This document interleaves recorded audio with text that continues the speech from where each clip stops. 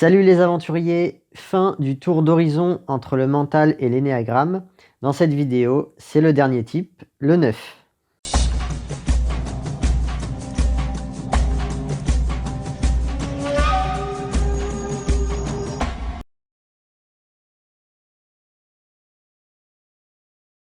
Le type 9 est assurément, avec le 6, le type le plus compliqué à décrire car il a un rapport très singulier avec le mental. Membre du centre instinctif, il a théoriquement une capacité d'action et de motivation égale au 8 et au 1, sauf que le 9 vit la même problématique que les 3 et les 6 vis-à-vis de son centre préféré. Il vit des moments où il disparaît. Dans ces moments, le 9 est démuni. Il se retrouve sans énergie, sans espérance, impuissant face à la vie. Cette ambivalence entre forte énergie et absence d'énergie crée une ténacité passive. Le 9 est à la fois têtu et endormi. Il insiste en prenant son temps, généralement parce qu'il n'ose pas aller droit au but. Dans la motivation conservée, j'ai mis un moins. On va dire que c'est une moyenne. Ça cache, je dirais, un plus/moins. C'est compliqué à décrire. Le fait d'être têtu fait qu'on insiste. Par contre, dès que je me demande, mais en fait, à quoi ça sert de faire ça? Pourquoi je m'embête? Voilà, avec ces questions, la motivation s'écroule. En tout cas, le 9 n'est pas à son aise dans le long terme. Alors, souligner un manque de motivation conservée, c'est assez justifié, selon moi. Par contre, le 9 est friand du mode passif-agressif, c'est-à-dire que quand il a décidé de ne pas faire quelque chose, il ne le fera pas. Point final. C'est un instinctif, donc il supporte mal qu'on lui dise ce qu'il a à faire. Il ne s'oppose pas frontalement, mais manifestera de l'inertie. Et c'est amusant de noter que dans ces situations, le 9 fait preuve d'un mental inébranlable. Sa résistance passive est d'une solidité extraordinaire, et il est coutume de dire dans le monde de l'énéagramme que rien n'est plus dur à faire bouger qu'un 9 qui ne le veut pas. À titre personnel, je trouve ça très vrai, et j'ai même remarqué que plus l'autre insiste, plus ça renforce mon mental à aller contre son sens. Comme si l'autre, en venant me parler, il serre encore plus les nœuds, alors qu'il veut les desserrer. L'ego du 9 est basé sur de la paresse mentale. C'est un endormissement de la conscience, une anesthésie du cerveau. Comme le 9 se sent bien dans une forme de vide, il ne fait pas d'effort mentalement. Cette première caractéristique prend souvent la forme d'un côté tête en l'air et d'un discours flou ponctué de réponses évasives, comme « je ne sais pas, on verra ». Le premier écueil se situe donc à l'élaboration d'objectifs. La poursuite d'objectifs est contre nature pour lui et son renforcement par la pratique réflexive est tout aussi délicate. Il peut y avoir un premier blocage au niveau de l'analyse de soi, mais le plus gros blocage se situe surtout dans la réaction, ou plutôt dans le manque de réaction. Il n'utilise pas son analyse pour corriger ses erreurs. Ce n'est pas un ego habitué à chercher des solutions. Il peut pendant longtemps tenter et retenter plusieurs fois quasiment la même chose sans changement. Il y a un manque d'entreprise, de prise en main du problème.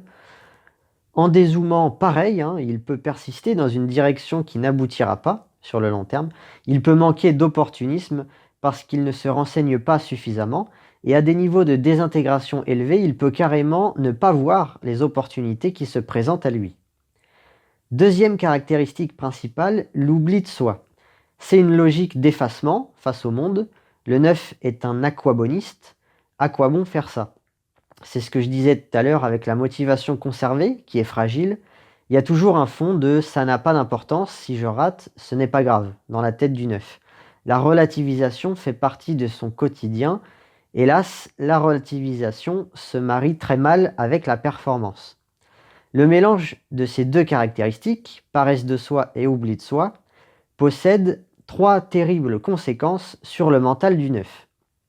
Tout d'abord, cela génère de la lenteur et une tendance à la résignation.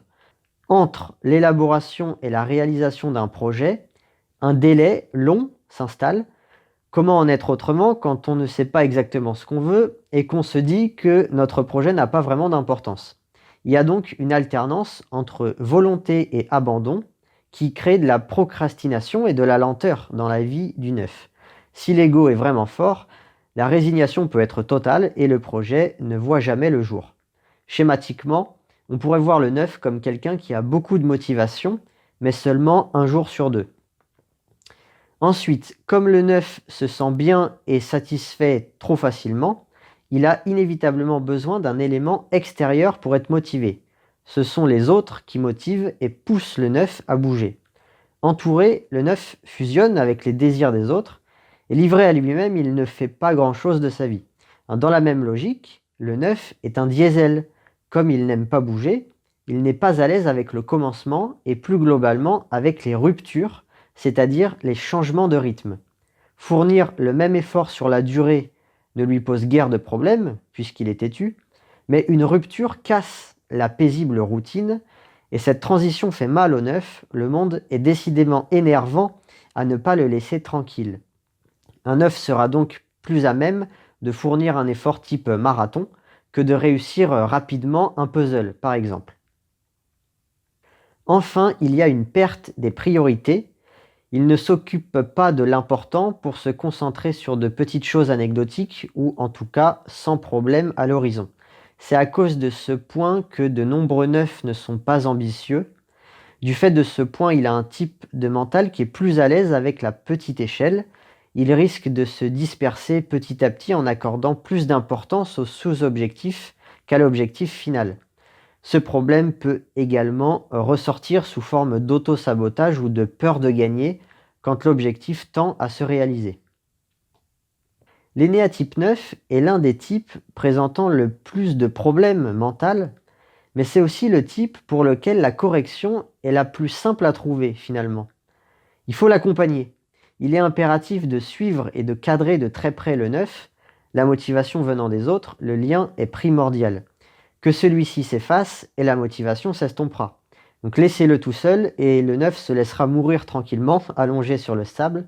Et stimulez-le et il se transformera en un gladiateur redoutable, bourré de mental. C'est une métaphore, j'exagère volontairement le trait, mais ça illustre quand même l'ambiguïté qui existe à l'intérieur du 9. Dominé par son ego, il n'est pas assez solide pour vivre par lui-même. Une fois accompagné, il arrive à s'imposer dans le monde. Or, en réalité, bien sûr, le développement personnel consistera pour un 9 à devenir autonome, être dans l'activité sans avoir besoin des autres, se reconnecter à l'espérance et à l'amour véritable pour que la motivation se réveille d'elle-même à l'intérieur de lui. Simplement se désidentifier de l'ego, je le dis à chaque vidéo, ou presque, est un travail plus profond, long et ardu que de mener un travail au sein de l'ego. Accompagner le 9 et avoir de la motivation à sa place, c'est qu'une solution de contournement, mais qui a le mérite d'exister et de rendre l'ego efficace. Le type 9 peut être assez déroutant à observer et donner une impression de gâchis. Alors on voit un individu en capacité, mais ne pas utiliser ses dites capacités. On voit un individu savoir ce qu'il faudrait faire, mais qui ne le fait pas. Alors ce dernier cas de figure se retrouve surtout chez la variante alpha, et même surtout chez les 9 contre-passionnels. La contre-passion du 9 amène à une conscience aiguë de son manque de motivation. On se retrouve face à un 9 lucide, mais qui reste apathique. On peut dire que le vrai problème du 9, ce n'est pas tellement de ne pas réussir, mais le fait de ne pas vouloir réussir. À cause d'un esprit endormi, il ne se rend pas compte que sa vie serait meilleure en faisant des efforts, ou à cause d'un manque d'amour de la vie qui l'incite à s'effacer. On est ici dans un problème purement motivationnel. La concentration dans l'instant présent est généralement peu impactée par les défauts égotiques du type. Au contraire, une des grandes capacités du 9, c'est d'allier énergie et calme. Donc au niveau de la concentration, on est quand même pas mal. Toutefois, la variante mu, qui a le centre émotionnel en support, peut voir quand même ses émotions perturber son calme habituel. Les points de vigilance: attention à l'endormissement de la conscience, attention à son relativisme, attention à sa motivation vacillante, bien sûr, et attention à son côté diesel. On va se prendre un exemple en la personne de Cooley, 5e de Koh Lanta Vietnam en 2010. On va directement à l'épisode 7. Les jaunes, l'équipe de Cooley, ne sont plus que 4 après l'élimination de Jean-Pierre, le leader. Véronique dit: je pense que Cooley, c'est un très bon leader. Ça lui va mieux qu'à Jean-Pierre parce qu'il a plus de niaque. Être leader, ça va lui faire beaucoup de bien et même lui, ça va le booster. Bon, elle nous dit ça, mais enfin, on est quand même là à l'épisode 7. Donc, Cooley, a besoin que l'équipe soit décimée pour en devenir le leader. Il ne prend pas de place, il est calme. Donc socialement parlant, si les choses arrivent, elles arrivent tardivement. On retrouve une variante de la logique diesel. Et puis aussi dans le « même lui, ça va le booster », démontre que Véro a perçu que Coulet a besoin de se sentir entouré, responsabilisé pour se dépasser. Le fait d'avoir une équipe à faire gagner facilite la motivation pour un œuf qui vit de l'oubli de soi, qui théoriquement est un peu moins motivé quand il se sent seul à être concerné. Même constat dans son portrait, j'espère être un modèle pour mes jeunes, c'est pour ça que j'essaye d'être droit, quoi. Il essaye pas d'être droit par rapport à des principes personnels comme les 1, il le fait grâce aux autres qu'il observe. Le 9 peut être très motivé pour faire des choses pour les autres. Dans ce cas-là, la motivation ne bute pas sur de l'oubli de soi. Maintenant, à l'épisode 8, celui de la réunification, on voit un Coulet un peu énervé. Il n'est pas spécialement content d'être ambassadeur, il a été nommé d'office. J'ai pas choisi d'être ambassadeur. Si je dois virer Véro, je la virerai. Je lui dirai s'il y a un truc à dire. Maintenant, les gens, ils disent, ils pensent ce qu'ils veulent. J'en ai rien à foutre. Alors, ce qui se passe, c'est qu'assez vite, Coulet envisage d'éliminer Véronique aux ambassadeurs. Comme s'il baissait la garde d'entrée, en fait. Alors, Koh-Lanta Vietnam, comme tous les Koh-Lanta qui connaissent des swaps, c'est des situations très complexes à analyser. Comme il y a eu un changement d'équipe, il y a des alliances trans-équipes qui datent du début du jeu et qui sont à moitié périmées à cause de la dictature de l'instant présent. Du moins, je dis à moitié pour faire une moyenne, ça dépend de pas mal de paramètres comme la personnalité, le degré de feeling, d'engagement. Ces paramètres sont quasiment impossibles à évaluer si on ne peut pas discuter avec le camp adverse. Donc mine de rien, Coulet arrive aux ambassadeurs, ils sont que 4 jaunes, et c'est pas du tout certain que l'alliance des rouges d'origine se reforme. Donc, Coulet stratégiquement n'a pas vraiment intérêt à sacrifier facilement une Véronique aux ambassadeurs. C'est dangereux. Alors, la suite est marrante. Le lendemain, j'ai changé d'avis parce que Véronique m'a dit « j'ai envie de rester ». Après, il faut voir avec Claude, c'est tout. Donc, il a discuté avec Véro. Alors, plusieurs choses illustrées. La motivation extérieure. Il en avait rien à foutre la veille, pour reprendre ses mots. Et une petite discussion a suffi pour le motiver à défendre totalement son équipe. Le côté diesel aussi, puisque à chaud, après l'annonce d'être ambassadeur, il en a rien à foutre. Et puis le temps passe, plus il a dû être facile à convaincre par Véronique, il a allumé son cerveau, il a dû sentir qu'il fallait trouver une meilleure solution. Et au passage, la fin de la phrase fait très instinctif. Ça sert à rien de réfléchir de suite, puisque ça dépend de ce que Claude va me proposer. Donc stop, on arrête de faire des conversations inutiles. Aux ambassadeurs, Claude, moi ça m'embête pas de retourner avec vous avec ce rouge, surtout que j'ai vu qu'Abdella c'était un fourbe. Coulet, ouais, ça c'est bien d'avoir vu ça. Ensuite, Claude parle de Valentin et sa brûlure. Et Coulet a dit direct, bah on élimine Valentin alors s'il faut. Ensuite, Claude parle de Boris, et Coulet dit, bah on met Boris alors, moi ça me va. Le 9 va au plus facile. À chaque fois, Coulet est d'accord avec la proposition la plus récente de Claude. C'est aux antipodes de la recherche de la meilleure solution. Dans l'idée du moins, parce que Coulet a demandé plusieurs fois à éliminer Marine. La posture n'était pas si passive que ça, contrairement à un œuf qui aurait un gros ego, qui ne ferait aucune proposition et qui se contenterait juste de faire le borné têtu, un peu comme Loïc dans Les 4 terres. Alors c'était pas le cas le Coulet, qui a bien défendu Aurélie notamment. Au passage, on voit que le fait de manifester son accord facilement, ça permet de voir en creux la motivation qui vacille à l'intérieur du 9. Genre là, dans la tête de Coulet, c'est à peu près comme ça. Je veux éliminer Marine. Bon, ok, peut-être Abdallah, ça me dérange pas. Non, mais c'est mieux Marine quand même. Bon, ok, Valentin si tu veux, je m'en fous. Mais Marine, c'est une meilleure idée. Bon, ok, allez, va pour Boris, c'est pas grave. En même temps, il y a de la ténacité, il continue gentiment à proposer Marine. C'est pas brutal, ça prend le temps que ça prend. La négociation avec un œuf, c'est ponctué d'accords qui s'étalent dans le temps. C'est lent, il nous dit qu'il est d'accord, mais il résiste. Qu'est-ce que ça veut dire? Il voudrait que je change d'avis, mais il me force pas la main.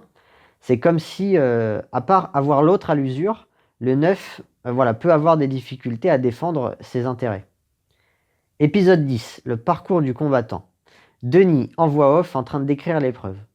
Claude arrive le premier au pont de singe, suivi de près par Coulet et Philippe. Coulet emprunte la même corde que Claude, ce qui ne plaît pas, mais alors pas du tout, au chauffeur de maître. Donc l'épreuve se passe, Claude s'énerve, Coulet fait pas ça, putain. Donc il est tombé, et Denis, en voix off, dit « C'est incroyable, il a suffi d'un bougonnement de Claude pour que Coulet le laisse passer devant lui, et qu'en plus, il lui laisse le pont de singe pour lui tout seul, au risque de pénaliser Philippe. » Alors l'épreuve se termine, c'est Claude qui gagne. Denis pose la question directement après l'épreuve. Pourquoi tant de politesse à ce moment-là? Et Coulet répond fair play. Ouais, je vous dis c'est fair play. Peut-être trop, mais... Alors elle est très drôle cette scène, parce que Denis prend son rôle de père moralisateur indirect, toujours sous forme de questions. Il est obligé, mais c'est des questions orientées, et le ton employé et son insistance montrent bien là où il veut en venir. Bref, ici c'est facile à analyser. De l'oubli de soi, la motivation pour gagner l'épreuve est trop altérée par son fair play. À chacun son mot d'ailleurs. Coulet parle de fair play, c'est gentil comme mot le fair play. Aurélie parle de soumission. Alors la soumission c'est de l'oubli de soi puissance 10. En tout cas c'est net, c'est une logique d'effacement. L'extérieur fait bouger. Dans ce cas précis c'est négatif, pour une fois. Il fait même bouger quand ce n'est pas justifié. Le fair play ne devrait pas se déclencher parce que l'adversaire rouspète. Claude rouspète parce qu'il maîtrise moins la situation. Eh bien, tant pis pour lui. Bon, en même temps, TF1 est machiavélique aussi de mettre que 2 ponts de singe alors qu'ils sont 3 concurrents. C'est sûrement pour créer les embrouilles, ça aussi. Enfin, épisode 12, l'épisode des bananes. Qui c'est qui dit « on s'en va explorer pour trouver à manger ?» Eh bien, c'est Claude. Viens avec moi, Loulou, je prends le basket-boat, on fait le tour de l'île. Alors c'est simple, pendant toute la saison, à chaque fois qu'on voit Couler en forêt, il est avec Claude. J'imagine bien la scène, à chaque fois, Claude vient lui dire « on va là, viens on fait ci, viens on fait ça ». Et Couler dire « ok, j'arrive, ok si tu veux ». Après les bananes, ça s'analyserait aussi, mais ça déborde là du sujet de cette vidéo. Disons simplement que Claude voulait dire qu'ils ont mangé les bananes, il voulait assumer. Couler ne veut pas. On n'en parle pas, il n'y aura pas de problème. Faire les choses dans le dos, faire des trucs qu'on espère qu'il ne se saura jamais, c'est très classique du neuf à cause de l'évitement des conflits. Ça oblige à ruser par derrière. Ça peut être assez vicelard un neuf, mine de rien. Il ne s'oppose pas en face. Du coup, voilà. Et puis, il y a toujours ce fond de pensée du « c'est pas grave, il n'y a pas mort d'homme, ça vaut pas le coup de le dire ». On relativise toujours, même quand on a fait une bêtise. Et la relativisation, c'est une forme de rationalisation.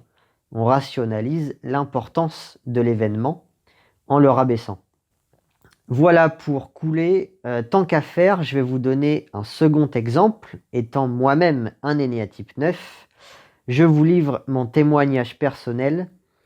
C'est vrai que j'ai beaucoup réfléchi sur tout ce sujet et moi j'ai déjà dit à des gens que mon plus gros problème, c'est que je suis content de ma vie. Alors là, on me dit, c'est pas un problème, ça. Ah oui, c'est sûr, l'ego du type 9 crée de la satisfaction. Le 9 est quelqu'un qui est heureux, tout simplement, ou du moins qui se fiche de ne pas l'être. L'aîné à type 9, c'est très confortable à vivre psychologiquement. C'est le plus confortable avec le 3 et le 7, qui sont des égos à tendance narcissique. Alors, c'est pas le cas du 9, mais on n'a pas besoin de s'aimer pour être heureux puisqu'on est dans une logique passive d'effacement. On laisse la vie couler. Il se passe ce qui se passe et ça m'empêche pas de me sentir bien. Après, je vois bien qu'il y a des situations plus désagréables que d'autres. Celles-là, j'essaye de les éviter avant qu'elles arrivent. Mais même quand elles arrivent, je trouve que c'est moins pire que ce que je pensais, histoire de recréer le calme à l'intérieur de moi. Bref, pour en revenir à mon propos initial, certes, avoir de la satisfaction facile, ça rend heureux, mais d'un autre côté, ça bloque la progression. Ce qui m'arrive me suffit, donc je ne vais pas chercher à avoir mieux. Ce que je produis en termes de qualité me suffit, donc je ne vais pas chercher à faire mieux. Et d'une manière générale, j'ai rien besoin de faire pour me sentir bien, alors pourquoi faire quelque chose? J'en ai passé, moi, des après-midi à rien foutre avec cette mentalité. À rien faire ou à aller courir. Les efforts physiques, c'est le seul type d'effort que j'aime bien faire. Normal, après tout, le 9 est un instinctif. Et puis moi, j'aime le sport. Donc moi, par exemple, j'ai un parc à côté de chez moi, je vais courir. Et jusqu'à quand? Je sais pas. Je cours. Ça m'est déjà arrivé de ne rien prévoir après et du coup de courir, entre guillemets, à l'infini. Enfin, tant qu'il fait jour, quoi. Et dès qu'on voit plus rien, je me dis, bon, bah là, ok, je rentre. Comme si j'avais toujours besoin d'un élément extérieur qui dirige ma vie à ma place. En l'occurrence, ici, c'est la luminosité qui choisit à ma place. C'est elle qui me dit que c'est l'heure de rentrer. Et moi, tout seul, comme j'aime pas les changements de rythme, bah, je ne m'arrête pas. Moi, je suis lancé, je suis lancé. Parce que à chaque fois qu'on s'arrête pour repartir ou qu'on change d'activité, c'est comme remettre une pièce dans la machine, relancer le cycle de la motivation. Se dire ça c'est fait, ok, maintenant je fais ça. C'est très chiant ça, et c'est très dur. Parce que dans cette période de transition entre deux activités, le niveau d'énergie du neuf, il descend très très bas. Parce qu'encore une fois, à la base, j'ai pas besoin d'agir pour me sentir bien. Donc, dès que j'ai l'occasion de me relâcher, ben, je le fais et je le fais à fond. C'est-à-dire que je deviens tout mou. À ce moment-là, j'ai aucune envie de relancer la machine. Et j'ai remarqué aussi, surtout dans les efforts physiques, que le mode diesel ne s'active pas. Je suis capable, et c'est même ma manière d'être naturelle, de partir comme une balle en me donnant à 100% de mes capacités d'entrée de jeu. Un peu comme si je faisais un 5 km, mais que je partais comme si je faisais un 200 mètres, quoi. Vous voyez le truc? Alors, pourquoi le mode de fonctionnement en diesel ne s'active pas des fois? Je pense savoir pourquoi. En fait, c'est comme si le neuf, il doit faire à chaque fois le deuil de sa tranquillité à chaque début d'activité. Genre, là c'est bon, j'ai compris, je dois faire quelque chose pour retrouver ma tranquillité, donc maintenant, autant que je me donne à fond. Alors tout ça, je ne l'ai pas dit dans la partie théorique de la vidéo parce que je pense que c'est lié à mon L8. Je fonctionne sur une logique de tout ou rien. Je suis assez excessif en fait, moi. Donc l'excès, ça crée plus d'extrêmes dans l'alternance volonté-abandon. Moi, je ressens le truc intensément. Je passe de la survolonté, enfin la surmotivation, c'est plus joli, à un je m'en foutisme total, quoi. Donc je sais que parfois, quand je commence quelque chose, je suis à bloc. Alors c'est un peu débile, hein, il n'y a aucune gestion de l'effort. Bah, de toute façon, les instinctifs, on passe plus volontiers pour des débiles, hein, parce qu'on ne réfléchit pas. L'instinctif, il fonce, puis bon, on verra bien ce qui se passe. Donc moi, concrètement, demain, si je dois faire, mettons, un parcours du combattant, je suis le genre de personne qui part comme une torpille, et à la moitié, ou enfin au tiers ou aux deux tiers, ça dépend de ma condition physique, je suis rincé, complètement mort. Mais ça, au moment de partir, je me le dis pas que ça va m'arriver parce que j'ai confiance en mon corps pour résister. Sauf que bah, c'est du déni, hein. Je suis dans le déni parce qu'au fond, je sais que j'ai un corps qui s'épuise vite.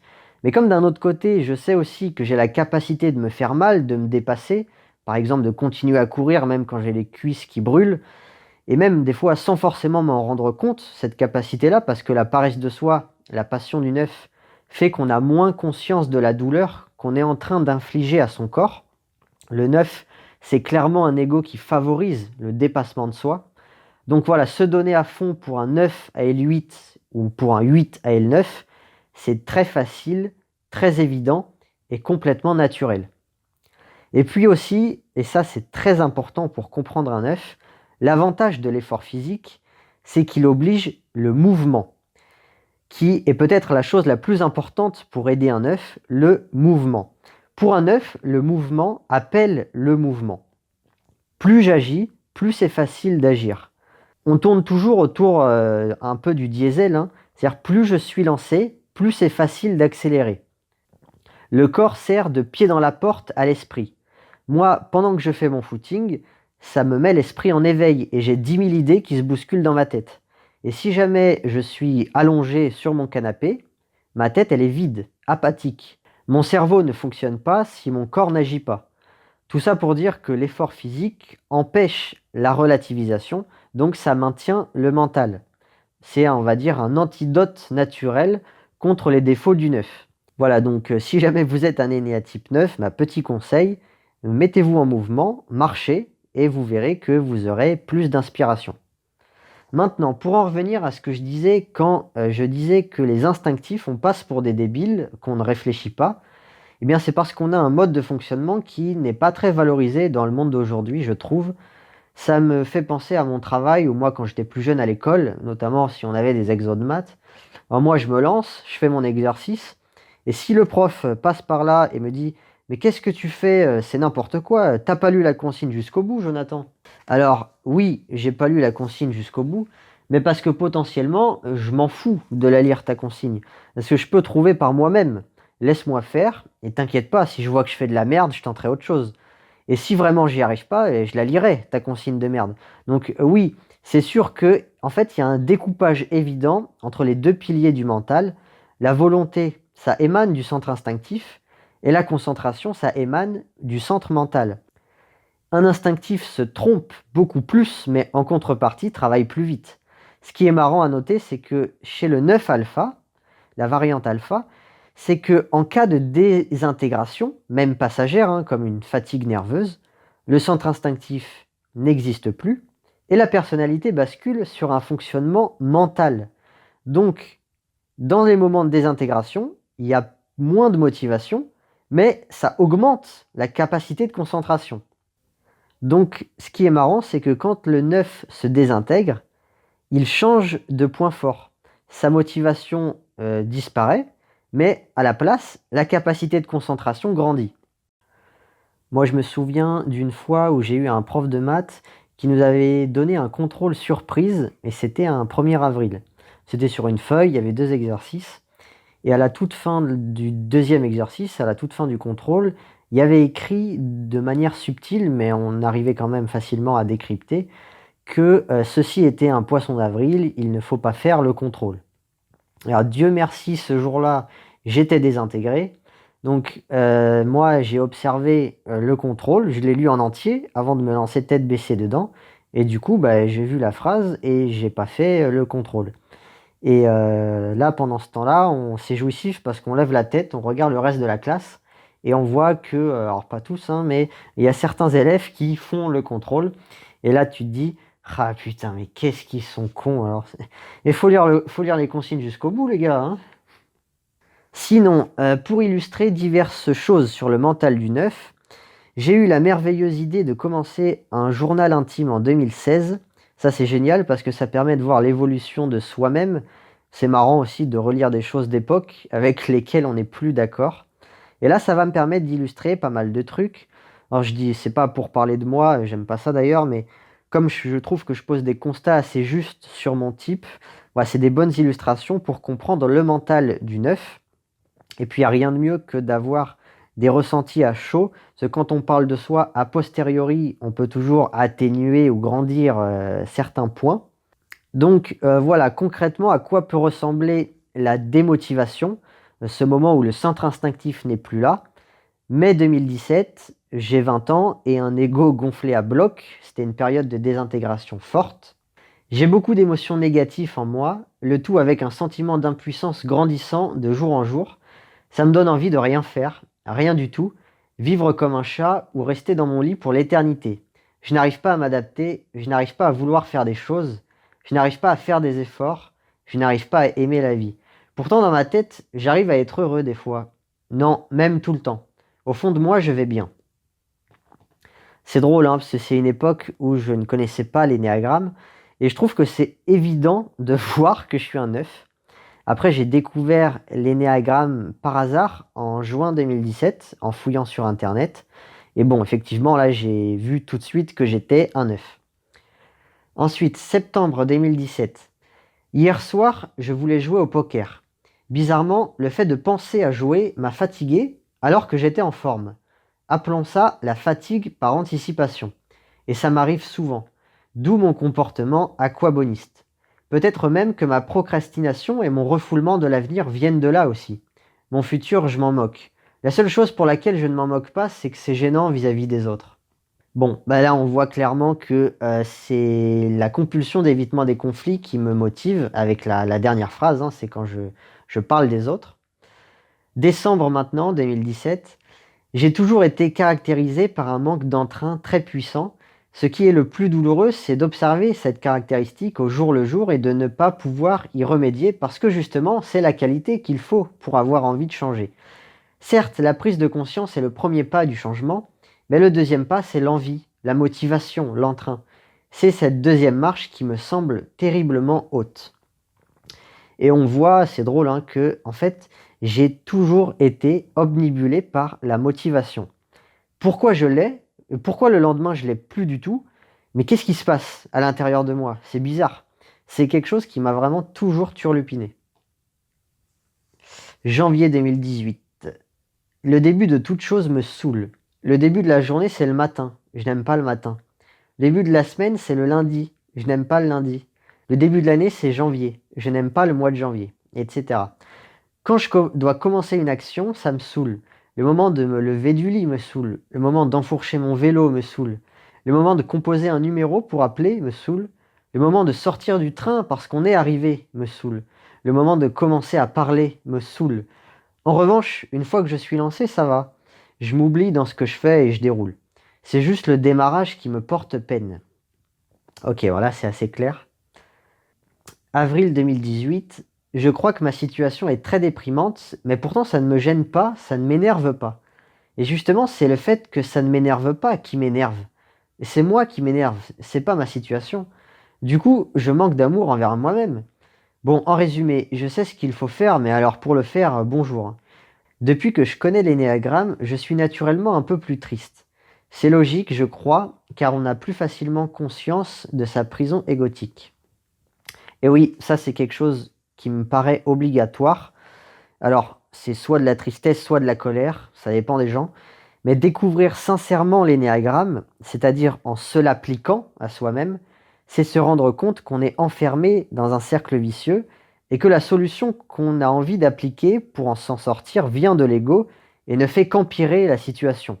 Donc, comment ne pas être triste quand, au jour le jour, on voit qu'on est en prison? On est en prison en fait. Bon, maintenant on va passer à la période de la création de cette chaîne YouTube, mai 2021. Ça commence à me saouler de faire des vidéos YouTube. Il y a toujours un truc qui va pas. Aujourd'hui, j'ai mal branché mon micro, donc il faut que je refasse mon tournage. Ce qui me saoule, c'est que pour une fois que j'ai essayé de faire un projet, c'est nul. Et c'est dommage parce que ça pourrait intéresser des gens ce que je dis. Mais bon, j'y arrive pas. Ah, tant pis. Voilà, donc sur les projets à long terme, dès qu'il y a le moindre petit grain de sable, le moindre obstacle, c'est très déstabilisant et ça donne envie d'abandonner. Alors, on n'abandonne pas forcément, hein, mais bon, en tout cas, il y a des moments de démotivation. Novembre 2021, souvent j'ai l'esprit qui n'est pas réactif. Comme aujourd'hui en réunion, j'entends les mots de l'autre, je vois qu'on me parle, mais comme s'il n'y avait pas de sens dans les phrases. Ça déclenche rien dans mon cerveau. C'est la paresse de soi. Je suis content juste d'être là, je me sens bien, dans la position d'observateur, ça me suffit. Ça, c'est de l'oubli de soi. Et tout ceci donne un côté vide, vide de présence, vide d'activité, vide d'énergie. Le manque de compréhension de ce qu'on attend de nous, par le biais d'une posture oisive en réunion, comme là par exemple, ça m'arrive souvent au travail, et je suis loin d'être un moteur en termes d'idées d'amélioration.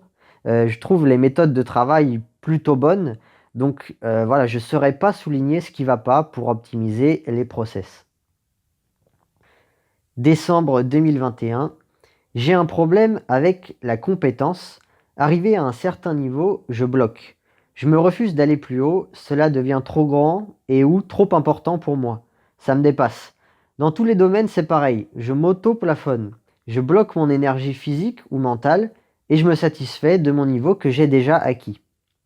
Là, j'explique bien le problème de la satisfaction et pourquoi ça se marie mal avec la compétence. Alors, par exemple, à l'école, moi j'avais souvent des 10, 11 sur 20 et je me fichais d'avoir plus puisque juste avec 10 sur 20, j'avais le diplôme. C'est ça que je disais tout à l'heure quand je disais que pas mal de neufs manquent d'ambition. C'est-à-dire qu'on va plutôt être dans une logique du minimum syndical pour éviter les conflits. Par exemple, moi, c'était vis-à-vis de mes parents surtout. Si j'avais des trop mauvaises notes, je me faisais engueuler. Donc, je travaillais quand même ce qu'il fallait pour avoir suffisamment une bonne note pour pas me faire engueuler, mais pas trop non plus pour éviter le conflit intérieur de fournir trop d'efforts. Ce qui aboutit souvent à des notes proches de la moyenne, des 10, 11 sur 20, légèrement au-dessus toujours. Ce qui souligne qu'on a en fait la capacité de faire beaucoup mieux, mais qu'on n'a juste pas envie de faire beaucoup mieux. Voilà, alors après, dernièrement, en mars 2024, j'ai écrit ça, c'est le dernier truc que je voulais montrer. Je trouve que pour un 9, savoir ce qu'on veut faire, ça pompe déjà énormément d'énergie. Donc après, à la phase de la réalisation, on n'en a plus beaucoup. Du coup, on fait le minimum syndical et ça me paraît déjà bien, vu que j'estime avoir fait plein d'efforts. Enfin, je note que je suis très ouvert d'esprit tant que mon avis n'est pas fixé, et c'est souvent le cas. En revanche, dès que j'ai un avis, qu'est-ce que je suis têtu. Alors sur le dernier point, eh bien par exemple, c'est vrai que sur cette chaîne, j'ai fait pas mal de mauvais typages sur les candidats de koh Lanta. Et c'est pas tellement par manque de compétences, même si des fois ça peut l'être, mais c'est surtout par paresse. Ouais, par paresse, en fait, des fois, souvent, je me raccroche à 2-3 phrases, 2-3 souvenirs, et voilà, je fais clairement pas assez d'efforts parfois, hein. Je me débarrasse du conflit intérieur parce que moi, j'ai envie de typer les candidats, mais je le fais trop vite. En termes d'optimisation de l'effort, ça va pas du tout. Et je me trompe beaucoup quand je réfléchis tout seul, du coup. Et quand je reçois une question, si on m'écrit sur ma chaîne YouTube, qu'est-ce que tu penses du type de machin? Et bien là, pour répondre, je suis très motivé à revoir des scènes du candidat en question et j'ai une analyse de bien meilleure qualité quand on me pousse à la faire. Ça active la compulsion, tout simplement, hein. Ne pas répondre sérieusement serait un conflit. Conflit qui n'existe pas si je réfléchis tout seul à cause de mon seuil de tolérance élevé.